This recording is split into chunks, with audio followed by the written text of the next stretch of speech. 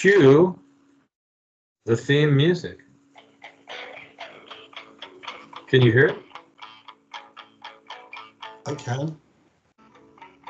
He wakes up every day, he hears the music play, some toast and marmalade, it's really not so bad. I hear the man, the clouds will soon be rain. This is the man who describes my poetry as bad. Yeah, exactly.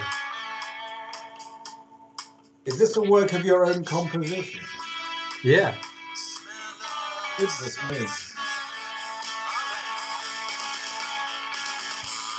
On YouTube, it says awesome song. One of the people. This was a song we wrote some years ago. It's called Sweet Smell of Success. And oh, the irony. Life's Little Ironies, as Thomas Hardy wrote. He was a good one, wasn't he? Well, yes, his books are a bit depressing, but they're very good. Yeah, Tess of the D'Urbervilles for a start. That's Tess of the D'Urbervilles, yes. Mayor of Casterbridge. Oh, yeah. They break your heart, don't they? Thomas Hardy was wonderful. Yeah. Jude the Obscure. Yeah. Yeah, and Jude the widely celebrated as well was the part two. Far from the Madding Crowd. Very far. That was a great film with Terrence. It was Stamp. with Julie Christie. Julie Christie and Terrence Stamp. I Peter recommend Finch. everyone watch Far from the Madding Crowd. It's probably on YouTube, something like that, and you can find it and you can just enjoy a great film with a great story. You know. Far from the Madding Crowd. Julie Christie at her most beautiful. Terrence Stamp at his most dashing. Alan Bates. Alan Bates. I forgot he's in it too. My God. Peter Finch. It was a classic. Peter Finch is in it? Yep. Great Scott. What a crew. What a crew. Okay. So it's, we don't have Randy, by the way. We don't have Randy. Randy Mott, who's the head of the Republicans in Poland, is a guy, a real Washington insider for many years, a lawyer, corporate lawyer, and independent lawyer these days, still doing amazing stuff. He's a fascinating guy. He knows tons about what goes on the inside in America, and the Justice Department, in Washington, generally in politics, and what's going on here. He's been focused on Ukraine. So we're going to have him soon. We just had to reschedule because he's actually working on a case that involves the Justice Department right now. Pretty big case involving Delaware Justice Department and government contracts and suits and countersuits. Fascinating stuff. Anyway, we'll have him on and we'll talk some about politics later, maybe this weekend, and other things. Yeah, he's great on Ukraine too. He's been really following that with a group of special ops people, insiders in Ukraine and in the United States and military. Super. Anyway, that's Randy. We don't have him, but he and I were up at the television all night on Thursday at the most watched news station in Poland these days. Tuesday. Yeah. You said Thursday. Yeah, I meant Tuesday. Did I say Thursday? You did. It's Thursday today. This is the Wonderful Wednesday podcast on Thursday, which actually is something that Bill Burr has been doing for a while. Monday podcast on whenever it is. He moves the day.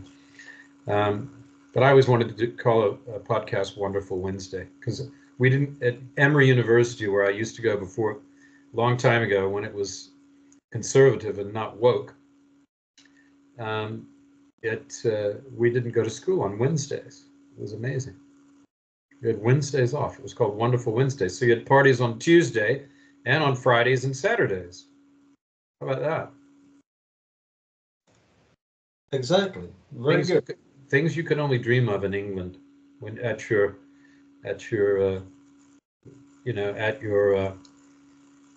comprehensive university where you learned tailoring, wasn't it? Absolutely, yes. Yeah, you're a tailor. And how's that suit coming, by the way? Taking me a long time. I'm not as quick as Taylor Swift, of course. No, that's true. She is very swift. She's even fast. I, of course, was a graduate of the first uh, mechanical engineering department degree. I got one of the first degrees in mechanical engineering from Emory, which was just their highfalutin name for plumbing. That's what I studied in college, and I'm proud of it. You can see I'm wearing my Georgia hat. Wearing my Georgia hat. Georgia, of course, went for Trump this time. Last time there was a huge controversy at the end, or controversy, depending on how you want to say it, and a huge controversy at the end of the election, and the whole thing was decided by a matter of thousands of votes, right? A few thousand votes in Fulton County, which is Atlanta, the biggest county that is part of Atlanta. Most populous county, I suppose, is the right way to say it.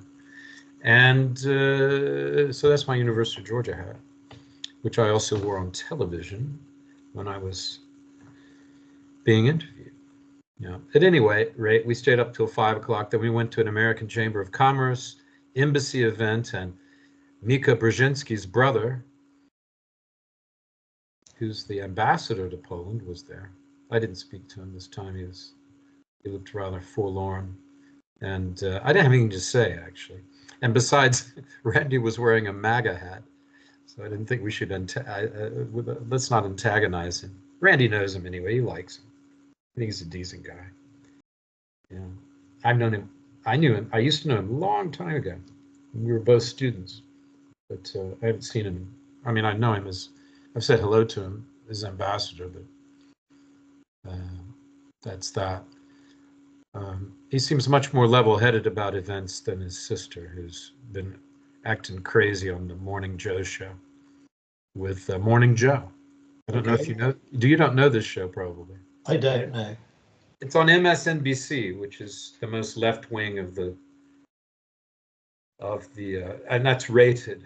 There's a rating system that looks at all the media, and they say they're the most left wing, whereas I suppose Newsmax is the most right wing available in the United States today.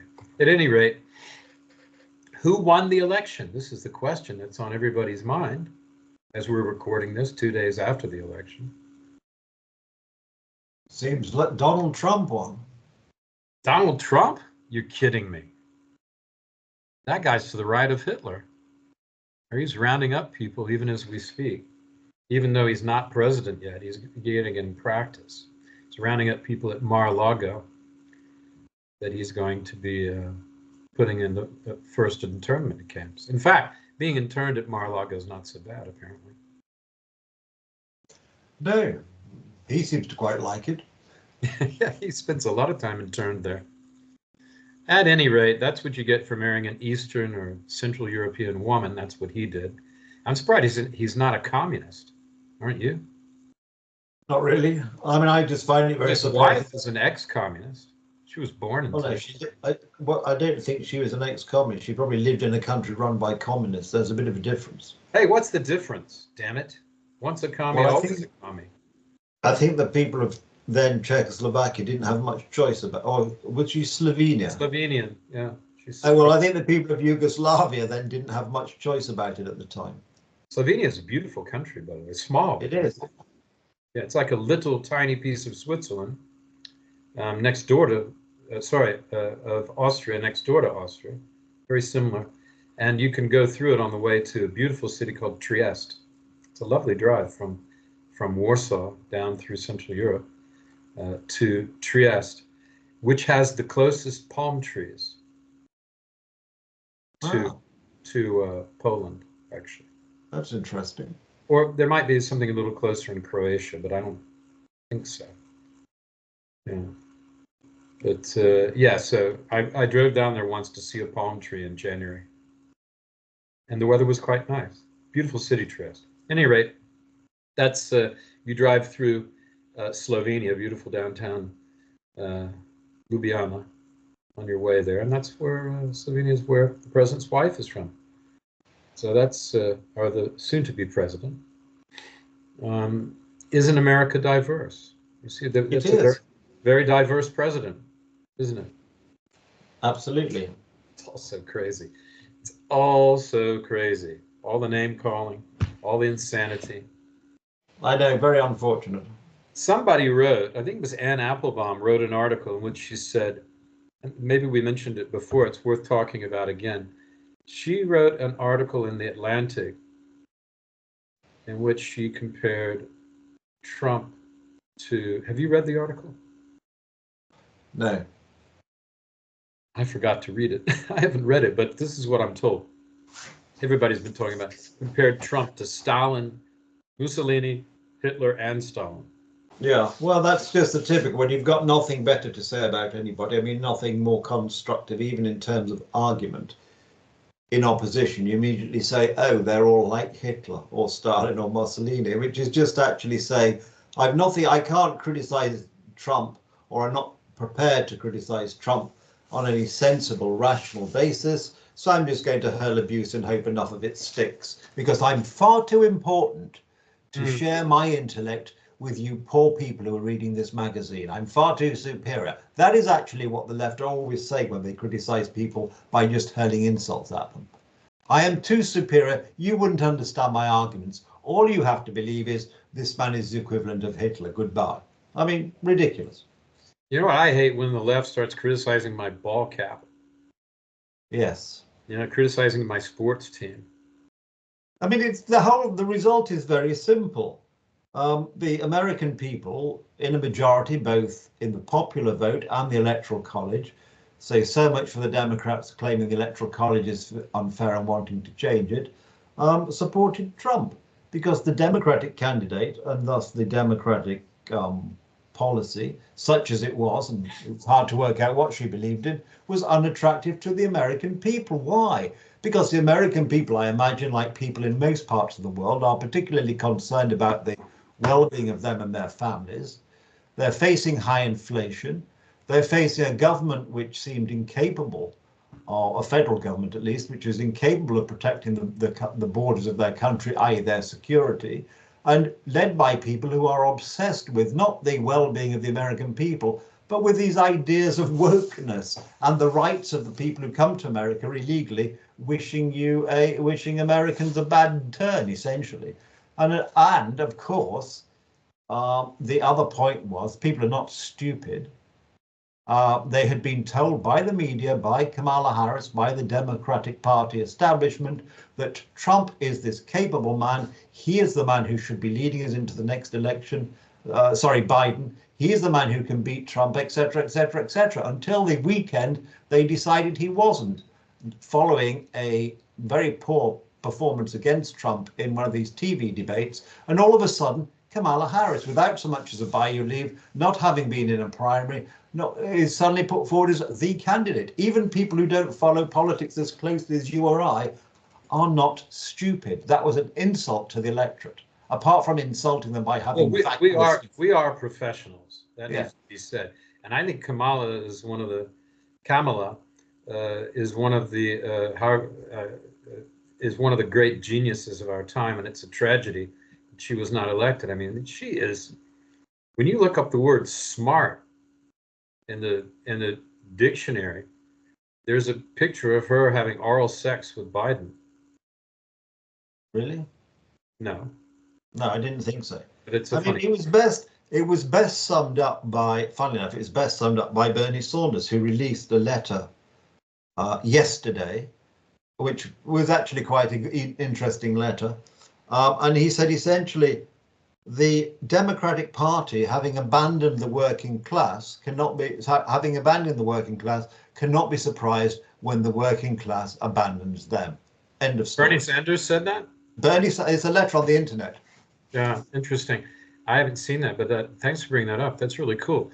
The thing about Bernie, and Trump, is that both of them were popular with people who were sick of the status quo after Obama. Exactly. And Bernie was very close to being the Democratic nominee, but they sort of shunted Obama in there. The Democratic National Committee, as people say, sort of shunted Biden in there because they thought that Bernie was too left wing. And then look what happened. Once Biden was elected, the wokeists took over. The surprising thing is that when you analyze some of the votes so far, Kamala Harris performed less well than Joe Biden in all but a handful of counties across the nation. Out of all the counties, that's a good point. Yeah. So really, there's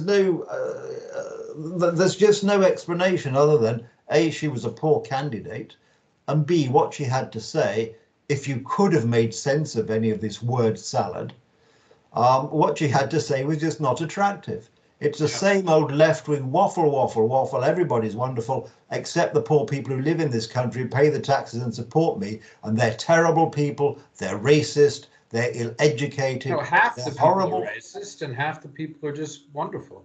Yeah, well, yes, but that's the point. You can't go around insulting the electorate, even if they're people with whom you disagree. That's just not how politics should work. No, it's crazy.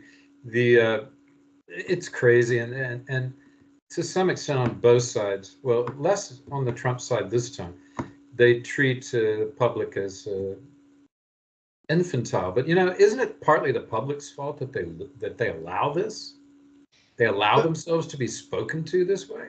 I mean, for God's sake, the politicians should be held to a much higher standard. And if the public was a little better, I think that'd be the case. So I think the public has a lot to answer for in a democracy, don't you? Yes, I forget who was it Washington or Jefferson? Said you get the government you deserve, or something like that. I forget who it was. Quite a famous quotation, which is so famous I've now quite forgotten who said it. Let me see if I can find it. Or was it Adams? Or it was somebody. It was one of the early ones, anyway. Yeah. Go ahead with what do you think Trump? Well, give some more analysis of the election. I'll look this up while you're talking. Yeah, well, of course, and the other excited, I'll interrupt you. Yeah. The other interesting point, of course, that the Republicans seem to have regained the Senate. So Trump, as president, will have a sympathetic Congress to deal with, which is also an interesting development, or rather will make his job as president somewhat easier. Yeah. I mean, I think the biggest concern for you and I sitting where we are is what happens with Ukraine. Yeah, I mean, I've really been thinking a lot about that over, certainly in the last couple of months since the candidates were fixed after the conventions, about what it means if Kamala continues, what Biden's been doing, the Democrats have been doing, and then what Trump will do. So I think that's a really good question, what he'll do different. And a lot of people are worried that he's going to just become an automatic isolationist, which he wasn't before, and immediately stop supporting Ukraine. Do you think that's going to happen? No, I think he's going to try and seek some sort of deal on Ukraine for two reasons. One, whatever you think of the rights or wrongs of the situation, continued bloodshed on the scale of the country just over the border from where you and I are having this call is, of course, should be brought to bloodshed of that is just not good for anybody, whatever the rights and wrongs. That's the first point. The second point is Trump, of course, is and prides himself on being a businessman. And I don't think he's in Putin's pocket, but Trump likes to do a deal, whatever it is. Yeah. As a businessman, as a property developer of questionable success, perhaps, Trump sees any problem is reducible in business terms. There is a deal to be done. Let's do a deal, which is not the same as, and because the person he would have to deal with in this particular case is President Putin, is not to say or to even imply that he's in Putin's pocket, which is obviously no American at that level could be in the pocket of somebody like Putin. I mean, Why does he need? What does Putin have that he doesn't already have in spades? Well, exactly. What does he stand to gain from Putin? This is, again, stupidity. Not only that, he's way too competitive to let Putin get the advantage over him. Of course. This is one of the most competitive people in the world, as we see from coming back from all the attacks. I mean, this is an amazing, they're calling it the amazing comeback story, maybe ever of politics in America, maybe in Western European politics, although the Churchill comeback is quite remarkable too, because people had written him off before in the 1930s, and he could get anybody to answer telephone when he called. So, which he wrote about, how difficult and isolated he was. So, I don't think Trump was ever that isolated. He's far too big a media creature and figure to have been that isolated. Anyway, your quote, by the way, is Thomas Jefferson. You get the government you deserve, basically, is the quote. He also says something very interesting. May I read it to you? What Jefferson also said? You want to hear it? Yes? Nicholas, do you want to hear it? I'm here, yes. Yeah. Yeah. When the people fear the government, there is tyranny. But when the government fears the people, there is liberty. And that's kind of where we are, isn't it? I think it's exactly where we are. This is the problem. I think it's where we always are with governments. But we accept What the I meant by differences. the people have to be involved. You can't just go, oh, take care of me, government, because then Well, they'll come to your exactly. house and kill your squirrel. But the problem we face now is governments are made up of increasingly incapable politicians, and people are becoming fed up, so they become apathetic, which is exactly the wrong response to the problem.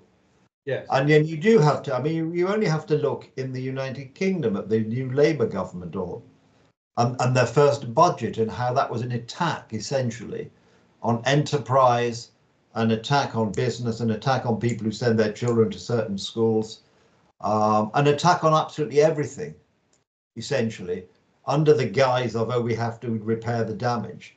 This is nonsense. This will set the country, even the Office of Budget Responsibility, which is an impartial organization, said this budget will actually have a negative effect on the economic growth. But it's a government of zealots. It's a government largely in favor of or against private enterprise, in favor of the public sector, in favor of the latest green religion. So close down business and saddle the consumer and business with the highest electricity charges in Europe in pursuit of this green agenda. Cover farmland with solar panels, cover the country with energy pylons to get more so-called green energy, failing to invest rapidly in nuclear power. The whole thing is just an attack on everybody and everything. Yeah, and what's the thing that makes the world go? It's energy. In the United States and Canada together. Energy is absolute. Energy tons is absolute. Of energy. But we've had these left-wing people in charge who think, who are not able to separate the welfare of their people from the ideals and the threats, imagined or otherwise, of the future. Surely the biggest threat is a populace that hates you because you ignore them. You're supposed to work for the people, not tell them what to do. You're supposed to educate the people so they can make decisions, not so that they cede their power to a bunch of guys sitting in the capital city. It's ridiculous. And Exactly. We look at taxation. That's the most obvious way in which people are made slaves to their government without their permission. Of course. They're criminalized by tax laws, for a start. Energy is absolutely key to human. I'm not saying we don't want to pay taxes. I'm just saying don't criminalize people, right? Well, taxes should be levied at a reasonable basis. Then everybody would pay them, and there wouldn't be any dispute. Yeah. So we've talked about energy is absolutely key. If you look at the long sweep of human history, yes, what actually happened? What happened was we plodded along as normal. We used to collect wood and burn it. the amount of energy we expended collecting the wood was not much different from the amount of energy we got once we burnt the wood.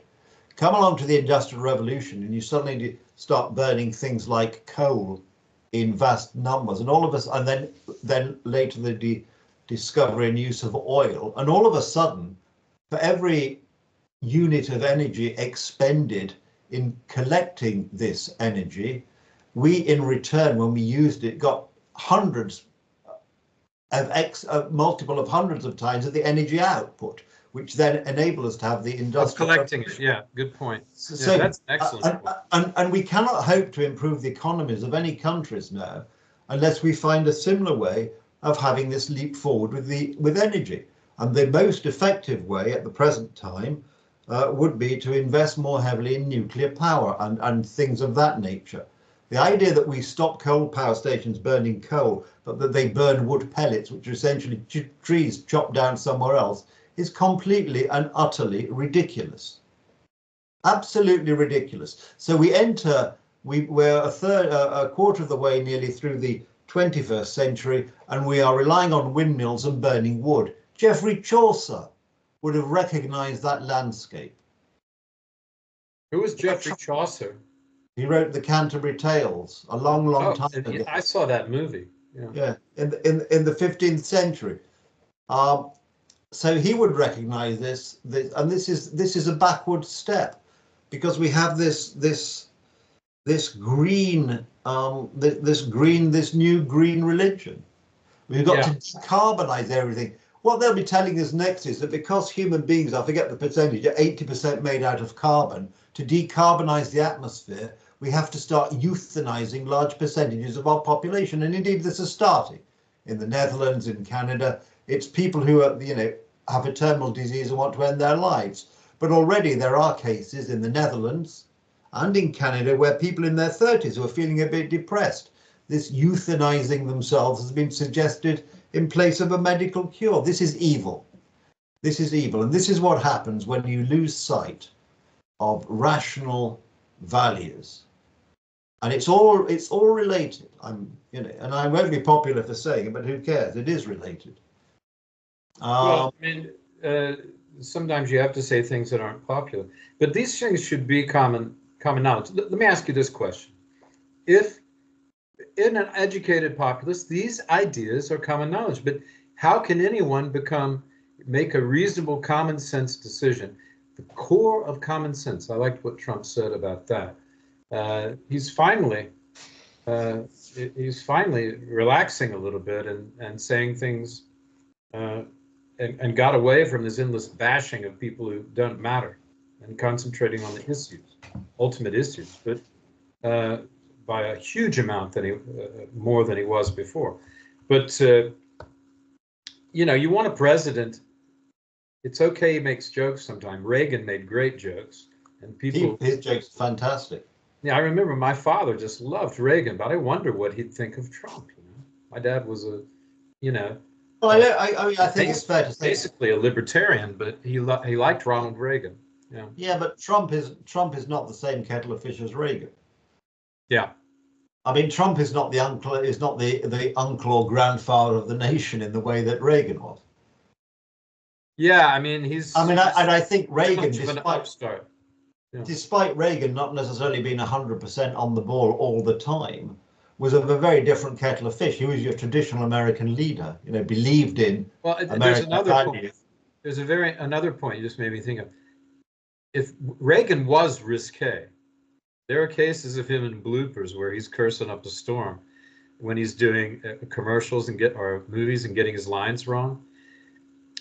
But in a special atmosphere, not before everyone, right? Whereas Trump is he'll say anything, which is really more like a stand-up, isn't it? Stand-up comedy. Yes. I mean, that's an old thought. Let's come back to, I'll ask you this question first, then I want to get back to how he won. Okay? Yeah, okay. The first question I want to ask you, if you had a choice of cars between price was the same, quality was the same, decent car, would you take a full electric car, a hybrid, or a gasoline or diesel car? Well, at this stage, I'd take a traditional car. You'd take a traditional car. Yeah. You wouldn't take a hybrid. No, not unless it was a hybrid where you could actually, where you could rely on the gasoline, as you would call it, petrol as I would call it, or diesel. You know, one of the ones where you can rely on that to top it up if the battery goes. I call it go juice, my friend. Go juice. Yes, well, whatever you call it. Yeah. Yeah, because I don't think the electric car is the solution to the problem. The laws of electric cars are heavier, they're more expensive. Those batteries consume a lot of rare earth metals. The location of the battery in the vehicle is at the bottom of the vehicle, so it's susceptible to damage. Once a battery is damaged, it cannot be repaired. Unlike a conventional engine, the battery is at least 40% of the cost of the car, whereas in a conventional car, an engine is about 20% of the cost. And as you've noticed with your telephone or any other electrical appliance, rechargeable batteries simply do not last forever. The other and the major problem, particularly in a country like the United States, but even here in Poland, is so far, if we set off in Warsaw and wanted to go to the Polish seaside, we could not get there on one charge of car and the way we could get there on one tank of fuel. So I think if we were in London, we wouldn't be able to get to Newcastle on one charge.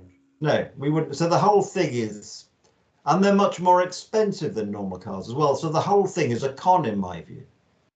Or if we were in Norfolk, Virginia, we wouldn't be able to get to Charlotte on one charge, probably. Well, no, that's the whole point. So the whole thing is these cars. Why is everyone praising Musk for his electric car then?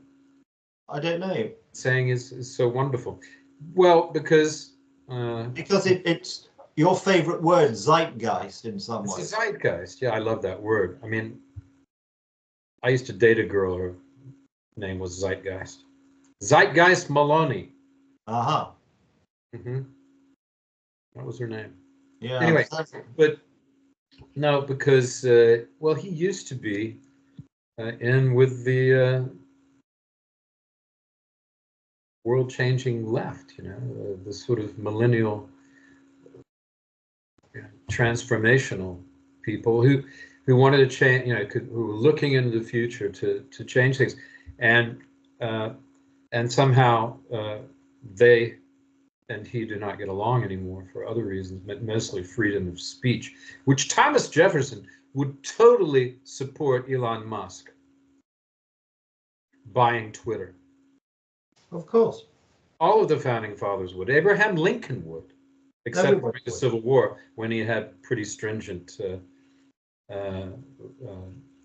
laws. There were pretty stringent laws about what you could say and censorship in the press. But generally, yes, so certainly before the Civil War, which was an extraordinarily different set of circumstances. Well, exactly. Yeah, I mean, you know, when you've got a war going on, it's like what they have going on in Ukraine. It's effectively they're being attacked, but it's in their country, so it's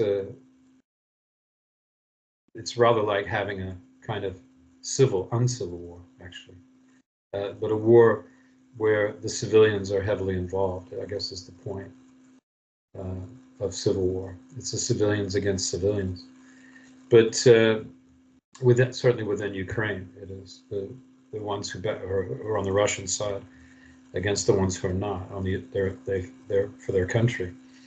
At any rate, does that make any sense? What I just said? I hope so.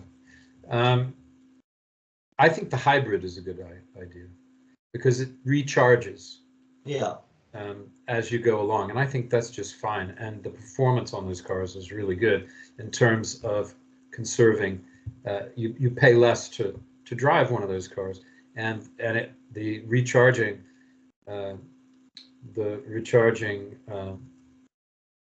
lasts a lot longer because it's not being used in total all the time, if you see what I mean. Yeah. So you get more of and the resale value is high. I mean, the resale value on electric cars, I understand, is not great because the cars only last a certain amount of time. Then you're stuck with this car. You got to throw it away like a telephone. That's what people tell me, right? Exactly, that's the point. But the other point, the rather surprising point, is in the EU and UK outlawing the sale of new internal combustion engine vehicles in 2035, they include in that the hybrid vehicle as well is excluded. So they'll be outlawed as well in theory. Yeah. Which is just crazy. Listen, let's move on. I'm just really wanted to talk about this and see what you said, because we haven't talked about this yet. How do you think Trump won? What was the difference? I think he appealed largely to the people who felt that nobody was listening to them. At its simplest, as a point I made earlier about Bernie Sanders, even Bernie Sanders, a Democratic senator, the Democrat senator, even he spotted that his party had abandoned the people, and the people therefore abandoned the party. I think it was as simple as that. Also, obviously, there were the partisan Trump supporters, people who'd always supported Trump. But his support extended far beyond his normal group of supporters, because he obviously captured more than half of the popular vote. Mm-hmm. So he had this wider appeal. I think people are just generally I think and you see it across Europe as well. It's a frustration. People feel that all of a sudden their politicians are no longer listening to them. And not only they're not listening to them, they are doing things in which they have made their politicians aware on numerous occasions they are not happy about. The classic one is immigration. All you ever hear from the left is, oh, we've got to be nice to immigrants, etc., etc., etc., who arrive in the country. They're given assistance. They're given assistance which people who've lived and worked in the country all their lives, when they fall on hard times, in many cases, they're told the cupboard is bare. And that is the sort of thing. So that breeds resentment. But the fact you're not even allowed to criticize that is itself, oh, you're racist, you're thisist, you're thatist. No, these are just ordinary people going about their daily lives who would like to think they can do an honest day's work for an honest day's pay, and hopefully that their children will have a better life than they have. Except they are waking up across the West now to realize that their children are probably not going to have a better life, because certain things have become disproportionately expensive, namely the cost of accommodation. The cost of basic living has become very expensive. Fuel, energy bills, as we mentioned earlier, food costs. And this is happening all over Europe. So it was the costs and the housing problem, which is a different problem. We have the problem in the United States where big corporations are buying up a lot of the housing, and that probably should not be allowed, for private equity to come in and buy up housing so that it drives up the price. We have and they can force everyone to rent. Before the current government with their budget attacked farmers, the other problem farmers were facing is that large corporations were buying up farmland to plant trees to get green credits. This was taking farmland out of production. It was making the ability of young farmers to enter the industry. And it's completely nonsense, does very little for the environment, does very little for food security, does very little for the well-being of farmers. But it's this green religion which has been captured at every level by large corporations, and they're making money out of it. It really can be summed up as another example of what we might call regulatory capture. Large companies now, in cahoots with governments, are supporting ever increasing, ever more onerous regulatory rules, which have the effect of driving out small business, because it's only large corporations who have the wherewithal to support the administrative staff necessary to comply with these new burdens. We saw it a few years ago. Every home will remember, with the low energy light bulbs. The old tungsten light bulb, which had very little metal in it, which could be bought for a small amount of money, was replaced by these low energy light bulbs to save energy, except the low energy light bulbs, you could just tell by looking at them, consumed far more materials in the manufacture, were 10 times the price.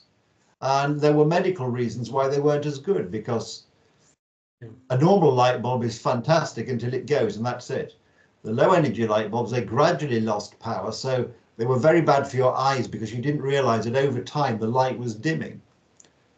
But you couldn't say this, and now that's been subsequently, that debate has rather been overtaken by the fact that now LED lights, which are even better, are largely available.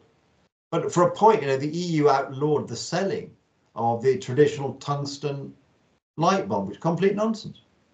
Again, regulatory capture by those who manufactured the low energy light bulbs. What's interesting to me is you can talk about that problem, and it's the same problem. Things are so homogenized, certainly across the West, Western Europe and United States, Anglosphere, that these problems are very much the same in those places, whereas 25 years ago, when we were just sort of getting into things, the differences were great certainly between Central Europe, Eastern Europe, and Britain and America. But now you can sit in Warsaw and have the same concerns about these kind of light bulbs, say the same story, or about housing being bought up by huge corporations or private equity firms, that you can have that same conversation about all three of those places. It's extraordinary, isn't it? It is extraordinary. That's why I get my point is that's why the American election is so important, because America is the leader of the world.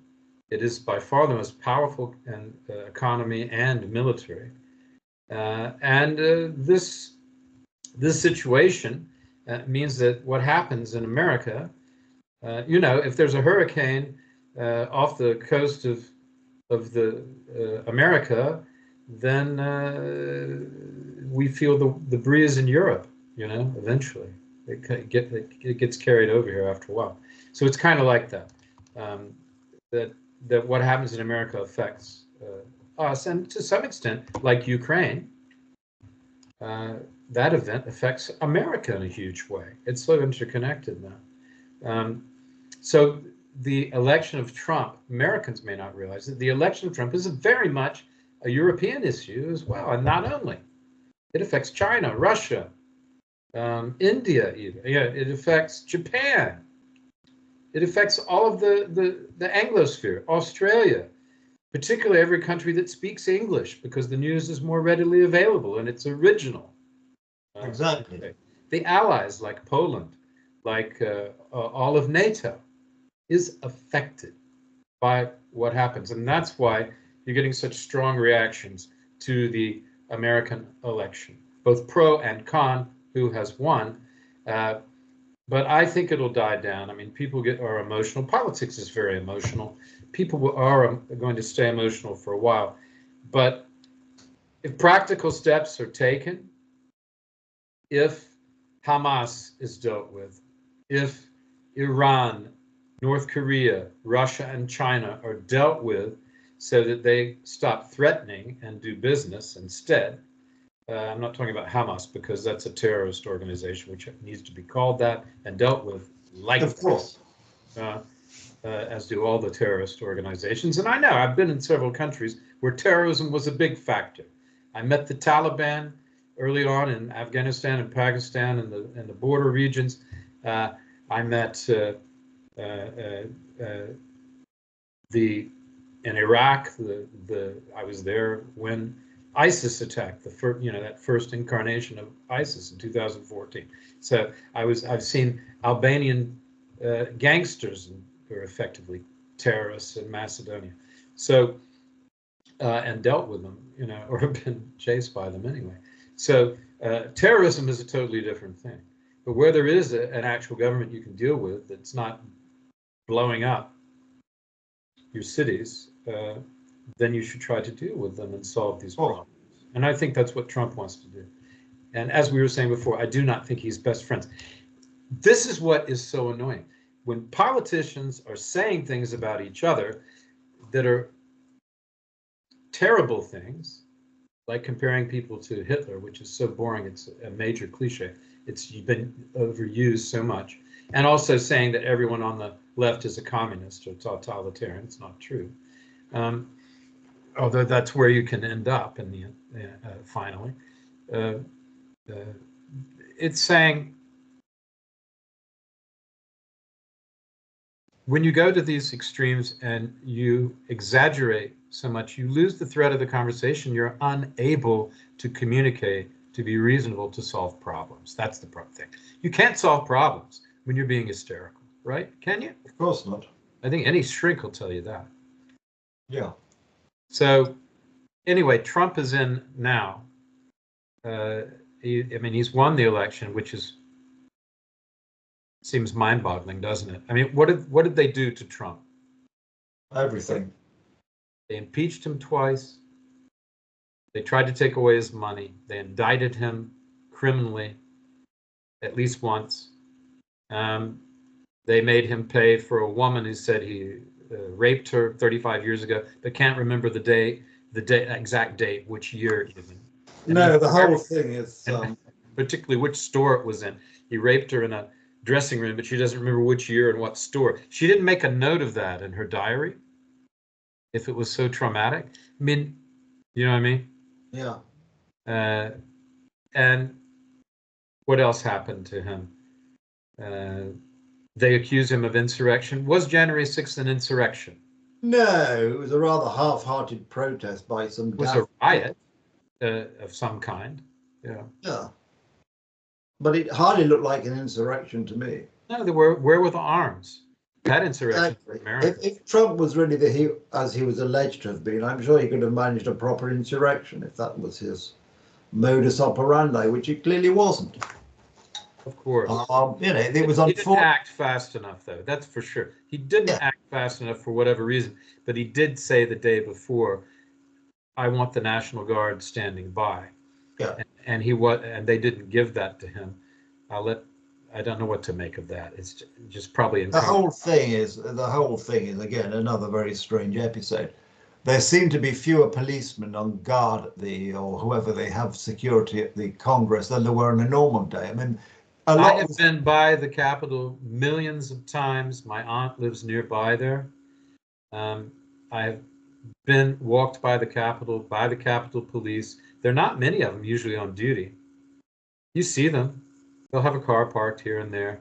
And there are about, but I don't think you'd see more than a dozen. If you walked around the Capitol in the past, say, a few years ago, before that event. And okay, so it wasn't an insurrection. It certainly wasn't an armed insurrection. And the only person who died as a direct result of that was one of the invaders. And let's call them invaders. They were, in most cases, invading the Capitol, right? Yeah. So out of all of these things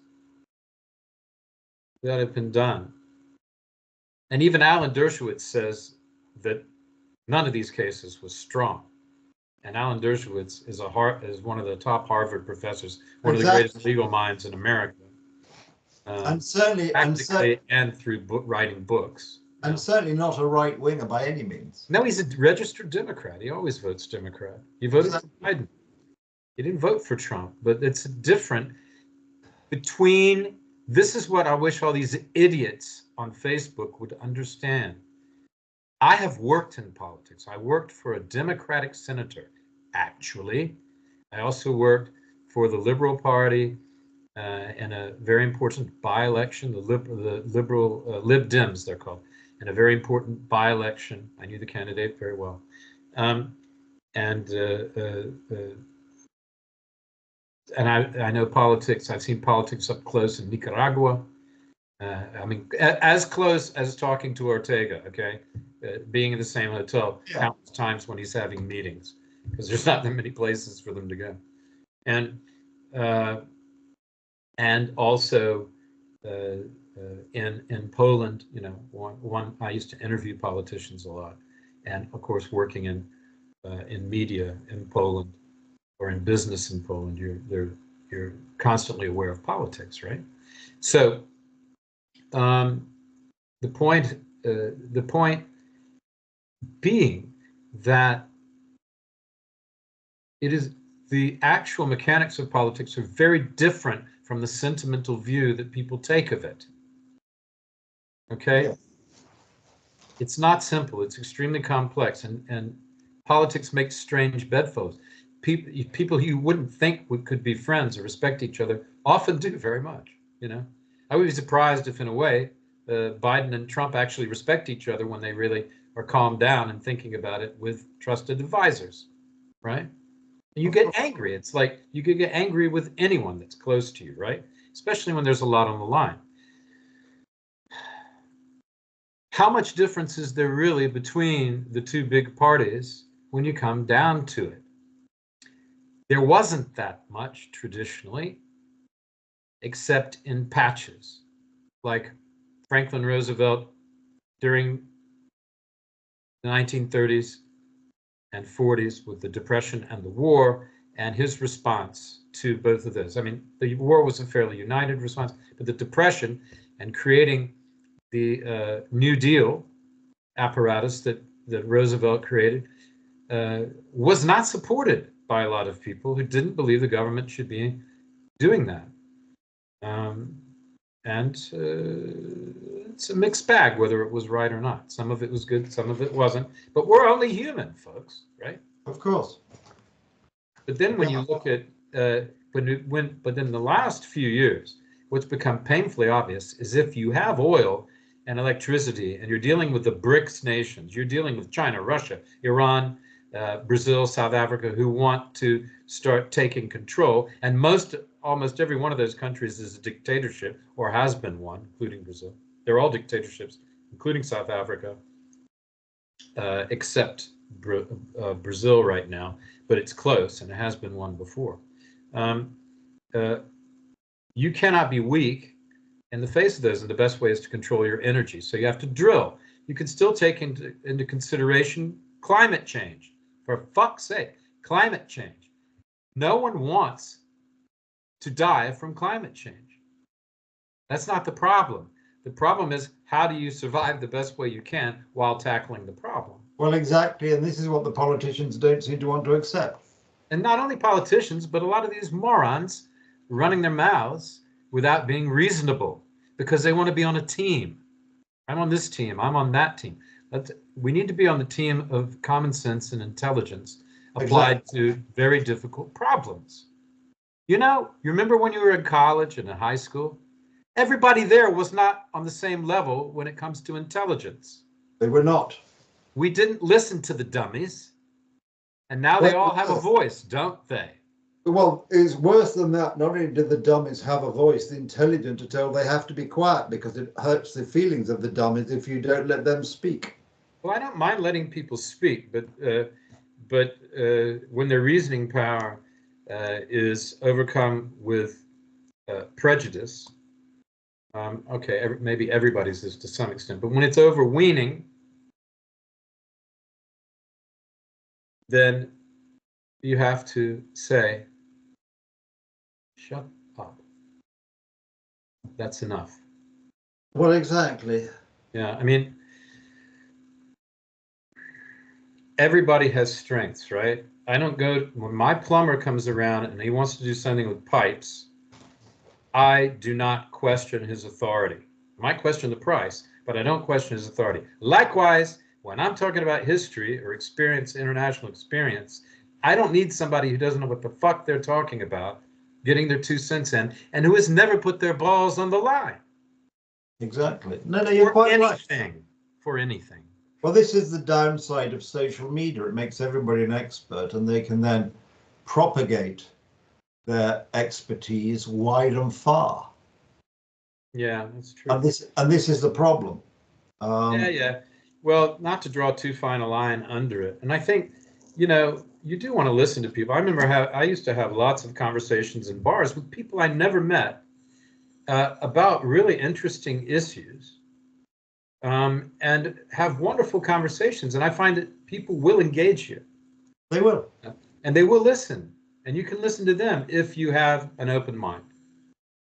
Exactly. I used to do this all the time. And I mean, it was my favorite thing to do in a bar was strike up a conversation. It could be about sports, it could be about anything, to find out what the other person was like. And, if they're too drunk, then sort of maybe get them a drink and leave them alone. But I think the conversation is the important part. And, you know, a lot of these people that say things, they don't really mean them anyway, right? I mean, when push comes to pull, to shove, they don't really mean some of the things they say. No, but social media has an effect on people. You can meet people who are very. What's the effect? What does it have on people? Who are very nice, and if you see them face to face, it's fine. They get on social media, and it's as if they become possessed. Yeah. By this need always to have the last word, always to be right. And if you disagree with them, then you shouldn't be talk. It's not that they disagree with you and you debate it. It's you disagree, therefore you're wrong, therefore you should be silenced. And this leads, of course, to the modern manifestation of the cancel culture. Yeah. Which is unbelievable that universities are ganging up to prevent people from speaking. Sorry, I'm doing a podcast now. Okay, bye. Call you later. Okay. It was my grandma. Yeah, of course. She's calling me from the hereafter. And the idea that any elected politician should be prevented from addressing a university is unbelievable. There was the case of, I think it was one of the British former ministers, Suella Braverman, was invited back to her Cambridge college to address somebody. And the other students got up in arms about it. The talk was cancelled. I mean, this is just sinister. You know, I mean, okay, so we're going back to, I mean, what we're really talking about here is free but civil speech, right? And finding common ground. I really hope that's what Trump's going to do. I wish Biden had tried harder. But everybody wants to live in a bubble. They don't want to address things with which they may not disagree, with which they may not agree. Sorry. For example, let me ask you another question. Speaking of free speech, Elon Musk, okay, buys Twitter, et cetera, et cetera. Why do people hate Elon Musk? Well, I think what's he ever done to anyone? Well, he hasn't, but I think it's motivated by jealousy. The fact they think I can only assume it's jealousy ultimately. Yeah. Some people may have a genuine belief that one individual, should not enjoy so much power and wealth with no check on what he or she does. And I'm prepared to accept the intellectual argument that some people may believe that is fundamentally, by some value system they have, wrong. That a man can. This is like Theodore Roosevelt going against the exactly. Trumps. Yes, which I agree. I always thought was a great thing. Yeah. Well, Theodore Roosevelt was a great president, of course. That's why it's doubly ironic to see his statue removed from outside the National History Museum in New York. If they're going to go for Teddy Roosevelt, the left, nobody is safe. And he was a progressive. Exactly. And he told me one time. Oh, I'm just kidding. Yeah. Exactly. So nobody is safe. It'll be Jefferson and Washington next. It'll be Jefferson, but it already has been. Anyway, I don't want to get into taking statues down. No, but I mean, it's all part of it's all part of what you might call the new intolerance or the new Puritanism, or call it new something. But people just are not willing to expose themselves to a different point of view. But isn't there also some dislike of somebody for being intelligent? Well, this is another age in which we live. It's unfair. It's unfair. Yeah, well, it's unfair, but nobody could accuse Elon Musk of not having worked very hard for his success. I think he works 24/7. I mean, yeah, exactly. Like crazy Trump does too. He works. And you look at some of the technological success he's had, I mean, particularly, which was actually spectacular as a feat of engineering, the return of his rocket from space to guide itself in, or to be guided into that gantry, and to be grabbed like that. I mean, that is just absolutely astounding engineering. It's the most impressive thing I've seen since when I was a kid, the Apollo missions. Yeah, I mean, that was just absolutely phenomenal. Which Joe Rogan still wonders if we went to the moon. You believe this guy? Well, no, it was all filmed in a Hollywood studio because the direction of the sun is wrong. Why is that flag waving where there's no? I don't know. I mean, Joe Rogan's a phenomenon. And I like to watch his podcast, but I wonder, I'd love to ask him actually, why, Joe, what's this about?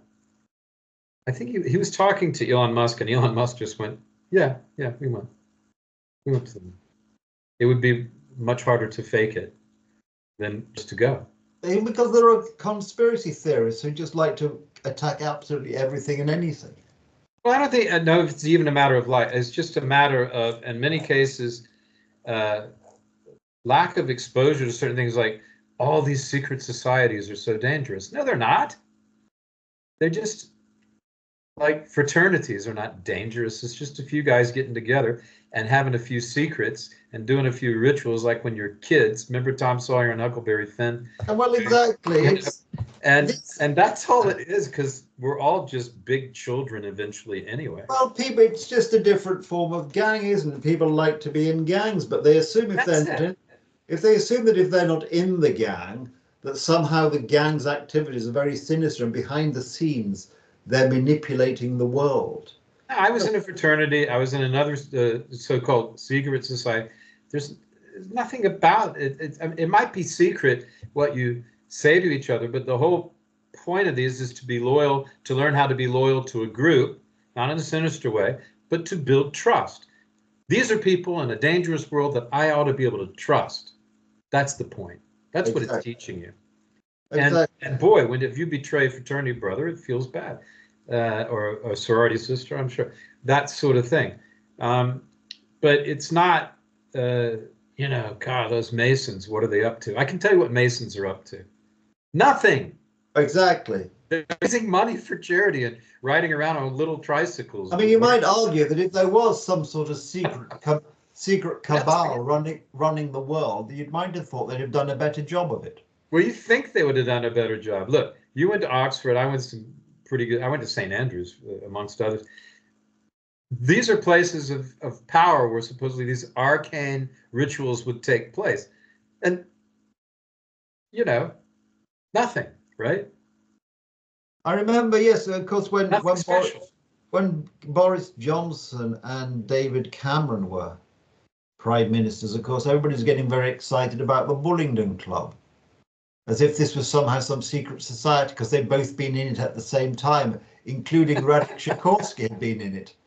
Radek Sikorski, yeah, okay. Yeah, but I mean, as if it was some sort of, and I think George Osborne as well, as if it was some sort of secret society which was going out running the country. I mean, no. There were many societies like that at Oxford. That one just happened to be the best known. They had the most, the flashiest outfit. It was generally full of old Etonians. Yeah, and if you join the Garrick Club, you don't learn all the acting secrets. Well, of course I mean, the whole thing is, people fail to understand that men and women think about these things differently. There's a way of this sort of male bonding which is not sinister. It's just the way men think and men act. So the idea that the Garrick now has to admit women, for what purpose? Women use. Their social activities are rather different. It's just completely and utterly pointless. It is. It's silly, and men and women should be able to do some things separately. I mean, I don't like women in the locker room in sports because it can be embarrassing for the woman. And that makes you feel uncomfortable. I don't think it's cool. I don't like all these woman reporters on the sidelines. I mean, most of them are just eye candy, and a few of them are okay, but they don't really understand the sport. They never played the sport. No. They've never been hit in the face. They don't, understand what's going on. So while it's nice to say, oh, I'm being interviewed by this nice lady at halftime, like they do in American football, it seems rather silly. And I remember years ago when the Church of England was debating having women, well, they're not priests in the Church of England, but that's a technical distinction, having women clergy. And we heard a lot from these potential women clergy about being a woman. I didn't hear a single one of them say, I want to be a clergy person because I want to spread the gospel. And I feel I have this vocation. I need to spread the gospel, and I think I can spread it most effectively if I'm an ordained Church of England clergy person. No, never heard that. It was all about women's rights and women's this and women's that. Whereas, you didn't hear men say, I want to be Church of England clergyman because I'm a man and I feel this is my, it's a completely different motivation. So I'm very skeptical, sorry for all the women viewers, where it's, you know, women are, it's all about the woman concerned and not about the actual objective of the organization which they seek to join. Yeah, just doing something for the sake of doing it. Although I do know the first girl I was ever in love with when I was in high school, and I really was, lovely girl. Oh boy, I adored her. Just to be around her, and she became an Episcopalian priest, so, or whatever they're called. Yeah, priest, and I bet she's really good at it. She was amazing. She grew up to be. I knew her later in life too. And she was a really cool person. Yeah. So, but in her case, it was a devotion. It wasn't about women's rights. Well, fine. That's what I mean. That's where you would expect somebody drawn to that life would have a different motivation, not trying to strike a blow for the sisterhood, which of course doesn't exist anyway. Because if you speak to any women, they will always tell you women actually hate each other because they're in competition with each other all the time. In competition, they hate each other. They don't really hate. I know what you mean. They're always in competition and they hate each other in quotation. Yeah, I don't mean but they don't really hate each other. But they are very competitive. That's my experience. I know more than one or two women. Well, that's what a number of women have told me as well. So yeah. The sisterhood only exists when it's, you know, a way of trying to make the men feel bad about something.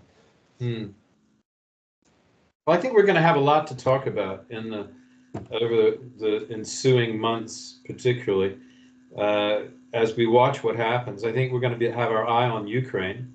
Yeah, what happens there, and it's going to be very interesting, and in some ways it's going to be fun because it's going to be very different than what we've suffered through since the pandemic, and then all of these things happening, and no one really seeming to be in charge with these events, just pile on top of one another, getting out of Afghanistan, the pandemic, getting out of Afghanistan, the economic problems caused by inflation, and overprinting of currency, the combination of countries trying to overtake the dollar, who are all enemies of the West, at least ostensibly, even if they live off the West, which they do, and we live off of some of them, like China.